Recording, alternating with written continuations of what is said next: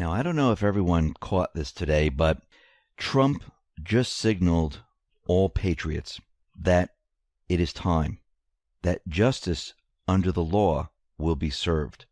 People will learn the truth. The world will learn the truth.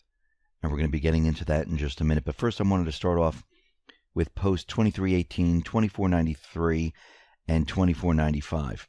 Going back to October 2nd, November 13th, and November 20th, Q has continually given us a number, 53 to 47, because the Senate was the target, not the House. And guess what happened? It's 53 to 47. Who controls the Senate? The Patriots. We see Republican Cindy Hyde-Smith wins Mississippi Senate runoff election. So what Q has told us, once again, has come true. Trump tweeted out 53 to 47. Another Q proof. Now, Facebook, it seems like they're in a little bit of trouble here. Now, Facebook has publicly denied being a media publisher every time there's an issue with content on its site. So they say, no, okay, we're not a media publisher. And the company has long claimed to simply be a platform for their users to utilize, and as a result, the social media firm cannot be held accountable for the content posted there. But in a recent lawsuit, the company has claimed the exact opposite. CEO Mark Zuckerberg has denied that Facebook is a publisher publicly before the Senate. And this is how it went down. Senator Sullivan. So, which are you? Are you a tech company or are you the world's largest publisher? Because I think that goes to a really important question on what form of regulation or government action, if any, would take. Zuckerberg. I gave a mealy-mouthed response saying he views Facebook as a tech company because the primary thing we do is build technology and products. Sullivan interjected, but you said you're responsible for your content, which makes you kind of a publisher, right? Zuckerberg's response, I agree that we're responsible for the content, but we don't produce the content. I think that when people ask us whether we're a media company or publisher, my understanding of the heart of what they're getting at is, do we feel responsibility for the content that's on our platform? The answer to that, I think, is clearly yes, but I don't think that's incompatible with what's fundamentally at our core, being a technology company where the main thing that we do is have engineers and build products.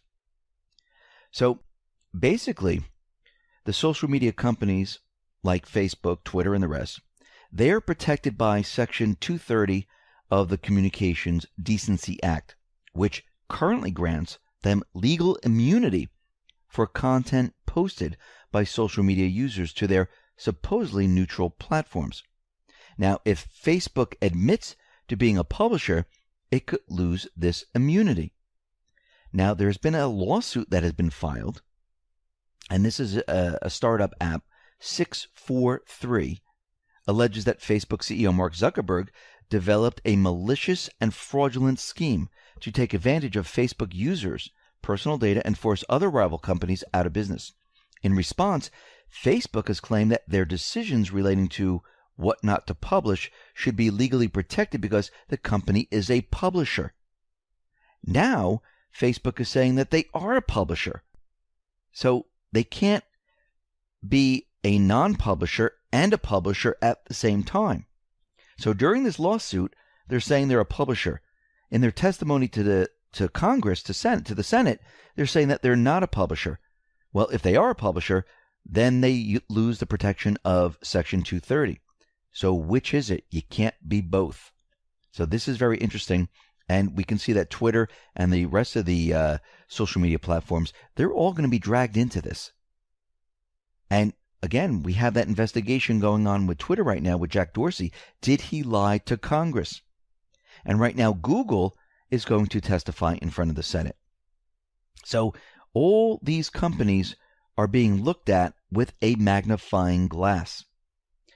Now, just the other day, we had an article come out of The Guardian where they said Assange and Manafort, they met and they spoke many different times. Now, of course, the sources that they said they had, there are no sources.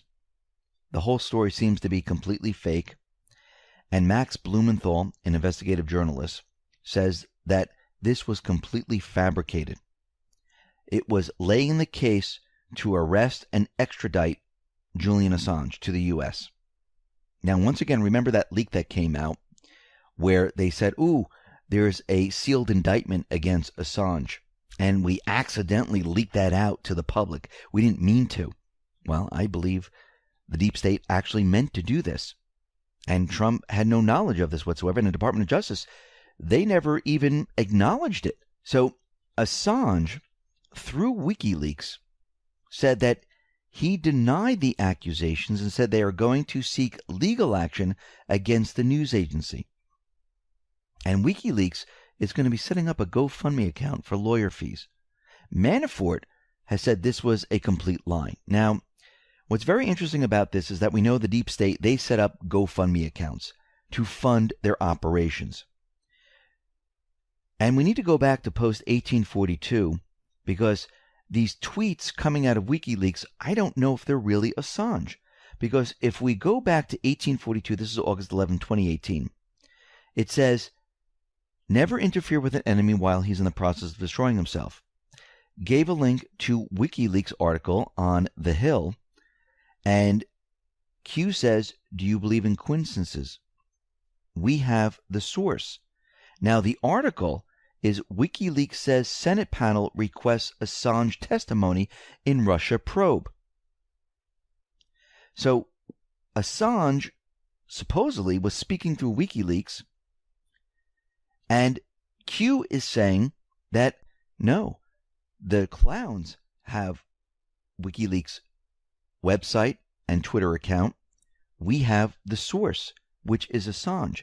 So it makes me believe that the clowns are pretending to be Assange, and it looks like they're trying to bring this out into the open, make it public, and make it look like that the United States is going after Assange. Because we need to go back to post 2322 now. Now, this was something that we read many times before. This is page 20 on Assange arrest. This is Marty Tory. This is the Mad Hatter. There were kill brackets around the Mad Hatter, kill brackets around page 20, Assange arrest. And this letter, this email, I should say, was written to Clinton, where they wanted Assange captured and arrested. Because what did Assange do? He dumped Clinton's emails. Who wants him more than anyone else? Clinton. Now, very interestingly, Trump has been out there tweeting like crazy, going after Mueller, going after Clinton, going after Obama, and he's not letting up. His latest tweet was the following. The Mueller witch hunt is a total disgrace. They're looking at supposedly stolen, crooked Hillary Clinton emails, even though they don't want to look at the DNC server, but have no interest in the emails that Hillary deleted and acid washed after getting a congressional subpoena. Now, he's continually out there pushing the agenda against Mueller, Clinton, Obama, and the rest. We're going to get into that in just a minute. But before we get into that, I just want to read a letter from Chuck Grassley, because he sent a letter to Senator Blumenthal, and he tweeted out the following. At Chuck Grassley, letter to Senator Blumenthal. Office of Special Counsel is proper form for Hatch Act review. 3 Department of Justice opinions support legality of Whitaker appointment. President is entitled to nominate permanent Attorney General. At Senate Judiciary can hold hearing at the time. So this is the letter that he sent Blumenthal. Reports surfaced last week alleging that Acting Attorney General Whitaker violated the Hatch Act by receiving $8,800 in donations to Mr. Whitaker's 2014 Iowa Senate campaign fund. But its terms, the Hatch Act prohibits knowingly soliciting, accepting, or receiving political contributions. The former treasurer for Acting Attorney General Whitaker's Senate campaign told reporters that neither he nor Whitaker solicited the donations. The reason that the campaign committee remained open was a deal with remaining debt.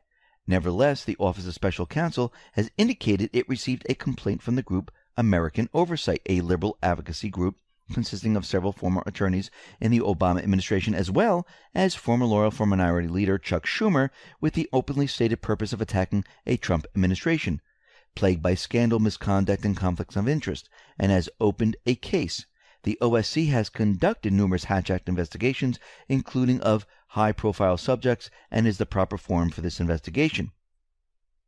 As you also indicated, a report surfaced weeks ago claiming that the acting Attorney General Whitaker attempted to facilitate President Trump's desire for the Department of Justice to pursue the investigation into Hillary Clinton's improper home-based email server and mishandling of classified information.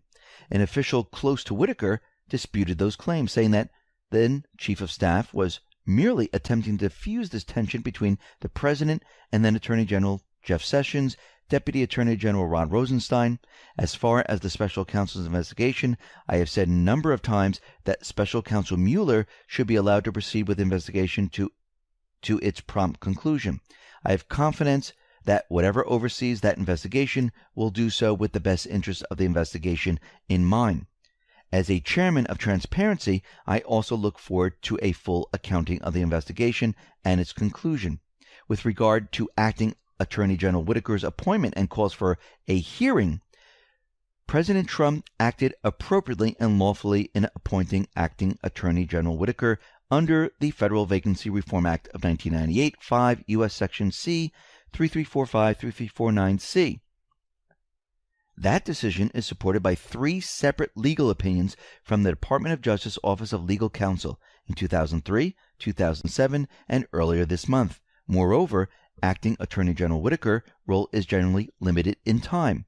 If the President nominates an Attorney General candidate during acting Attorney General Whitaker's service, acting Attorney General Whitaker may remain in his acting role until the nomination is confirmed. President Trump is entitled to nominate an Attorney General of his choosing, and I look forward to working with the President on the confirmation effort for whomever the President nominates. A confirmation hearing will be announced after the President makes his nomination. Until then, any hearing would be premature.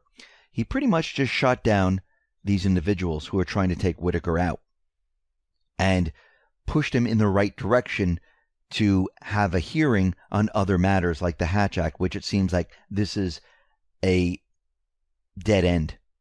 And it seems like they're not going to get anywhere with this at all. So why are they doing all this? Why are they so worried? Because Whitaker right now, he has the power over Mueller. He never recused himself from the Russian collusion. So he can rein Mueller in, which he has done.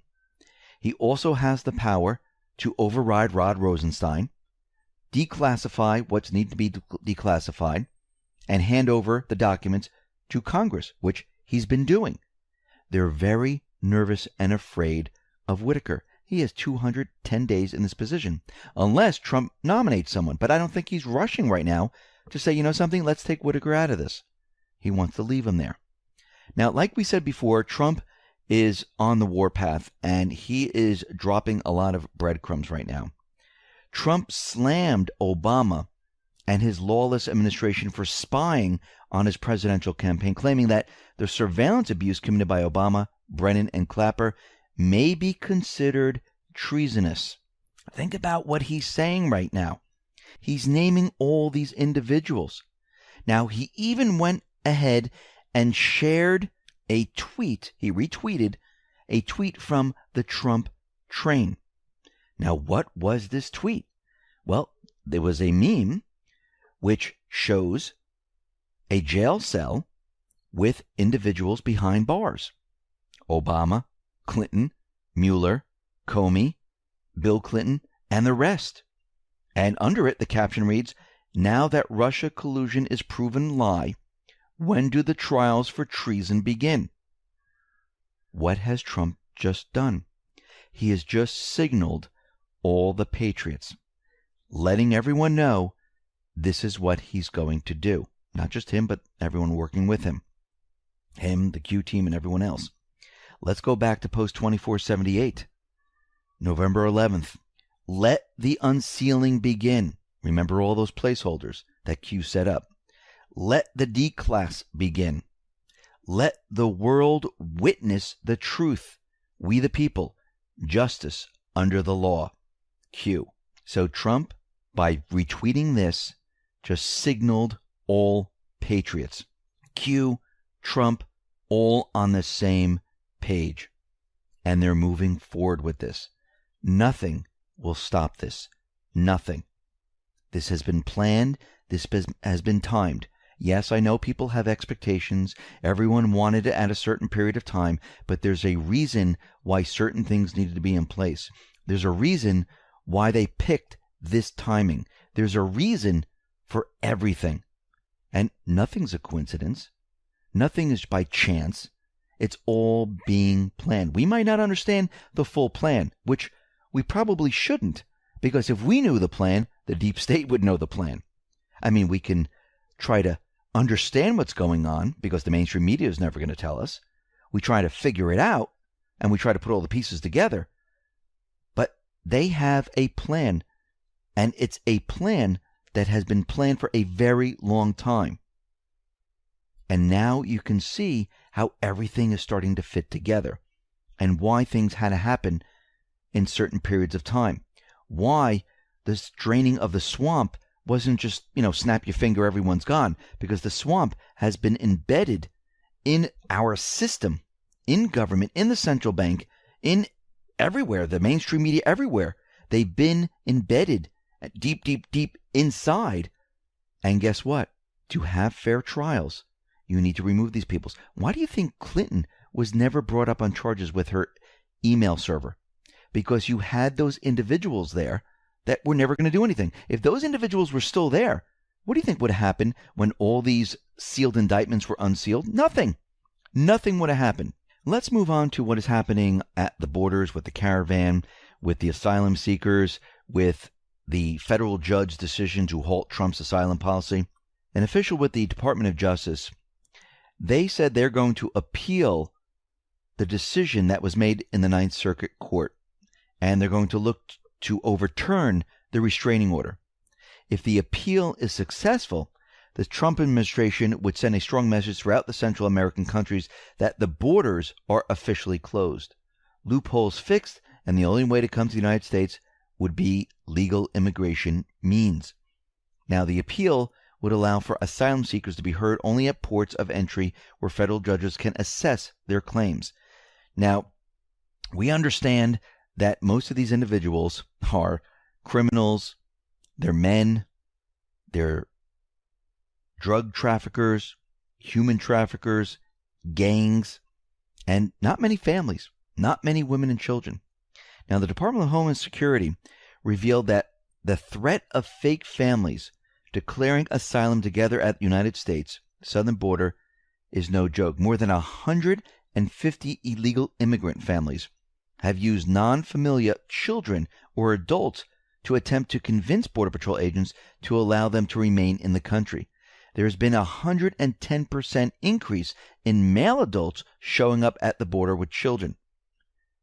Further, DHS separated 507 illegal immigrants between April 19th and September 30th because they fraudulently claimed they were part of a family unit. So once again, we're starting to find out the truth here that these individuals, they're not the families that Obama, the mainstream media, have been telling us they were. And remember, they were just allowing them to jump over the border, putting them on a bus, and shipping them off to one of the sanctuary cities without checking who they really were. So Trump right now is threatening to shut down the government because he wants the funding for the border wall. Now, yesterday, when I was mentioning that we spent about $30 million on the Mueller investigation, which is a fake investigation, I said that the border wall is about $25 million. I meant to say $25 billion. And we could see that they have no problem spending $30 million on Mueller, but they have a problem with $25 billion for the wall. Now, people are thinking, well, that's $25 billion. But remember the trillions that we spent on the fake wars in Afghanistan, Libya, Iraq, Lebanon, Syria. I mean, think about the trillions there. Then the trillions to rebuild those countries. Then the trillions to keep the regimes in power. And then the trillions that are completely missing. They don't have any problem with that, but they have problem with protecting our borders and spending, 25 billion, 30 billion, 40 billion on a wall. But trillions of dollars for fake wars, they have no problem with. Now, we know the mainstream media is out there and they're saying, well, they really didn't, the caravan, they weren't really throwing rocks at the border agents. And a lot of the mainstream media kind of cut that part out and just showed the tear gas. And they're saying, well, rocks don't hurt people. Well, again, that's not true, because Border Patrol agent was killed by a rock thrower in an ambush attack near U.S.-Mexico border in Texas, and it also injured other people. Now, this individual, Martinez, 36, was killed while responding to an activity at the border. Now, this was published November 20th, November 20th, 2017, I should say, and many other people were injured. So rocks actually do hurt people, and as we can see, they can kill. So did the Border Patrol agents have a responsibility to protect themselves and others? Yes. And if you're attacking someone, guess what? You're allowed to defend yourself. And that's what the Border Patrol agents have done. Now, Pompeo was out there today, and he gave a press conference saying that there is no direct evidence, no direct reporting that would link Saudi Crown Prince Mohammed bin Salman to the murder of the Washington Post journalist Jamal Khashoggi. Now, James Mattis, the defense secretary, also came out and pretty much said the same exact thing. Now, Pompeo said, I do believe I've read every piece of intelligence. Unless it's come in the last few hours, I think I've read it all, he said. There is no direct reporting connecting the Crown Prince to the murder of Jamal Khashoggi, and that's all I can say in an unclassified setting. Now, it's very interesting that he used the phrase an unclassified setting, because I do believe the military intelligence, they already know who pulled this off. They already know it was MI6, deep state CIA operatives that were pushing this agenda, and probably many others. And we need to remember, we need to go back in time, because think about what Brennan, Yates, Holder, and Clinton and the rest, they were saying, you must believe the intelligence report. You must act on this. And they were pushing this very, very hard.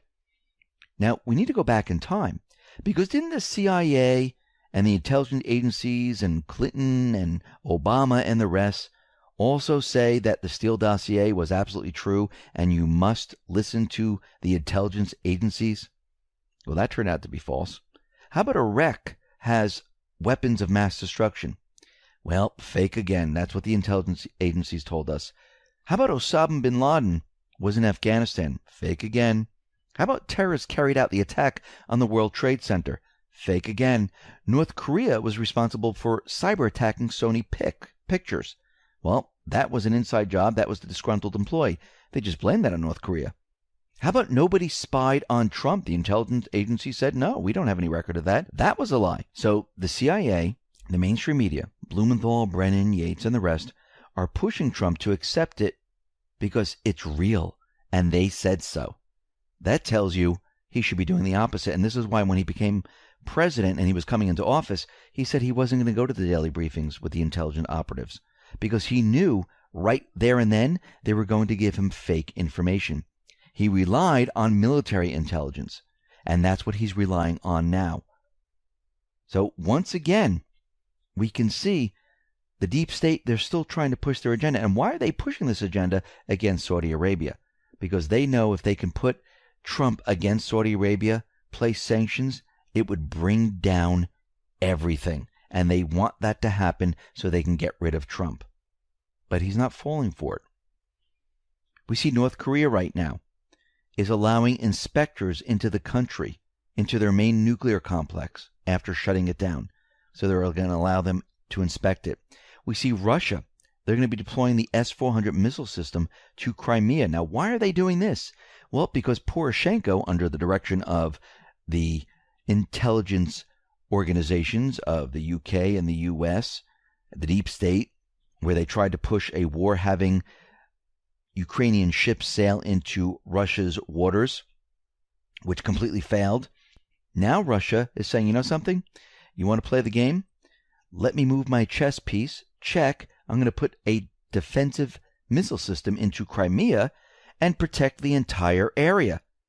Because we know what they're trying to do. They're trying to start a war. Most likely, they're going to try to do something in Crimea or the southeastern part of Ukraine. But Poroshenko, he's using the same propaganda that he used years back. And we reported on this so many times, where he's telling us that Russia, they are deploying more and more forces on the border. And they have grown dramatically. Remember, we saw all of this back in the years when Obama was president, and they kept on saying that there were troops on the border, they're getting ready to invade. They even put up fake pictures on Twitter, and then people started to say, well, this wasn't from then, this was from someplace else. And then a reporter drove up and down the border of Ukraine and Russia and couldn't find any troops whatsoever. The whole thing turned out to be complete and utter propaganda. And guess what? Russia never invaded. Putin is a chess player. He knows what Poroshenko, the intelligence organizations, are trying to do. He knows the deep state is trying to push them into war. He doesn't react like that. Trump doesn't react like that. Xi Jinping does not react like that. The deep state, they are stuck. They will not be able to push their events unless they do them themselves. I mean, yes, can they perform a cyber attack on the United States financial system or on the power infrastructure? Of course they can. Can they try to fire missiles at a country? Of course they can. But again, they're being watched right now. So it's becoming more and more difficult for them to pull these things off. Yes, will events slip by? Will they be able to kick one off? Yes. But as they try to push more and more events, that tells you that the walls are closing in around them. And they're trying to deflect everything that is about to happen to them. And as you see more and more events, or as they get bigger and bigger and they try to pull them off, you know it is almost time. Trump has already signaled everyone around the world by retweeting a picture showing these individuals behind bars. It is coming. Get ready. The world is going to learn the truth.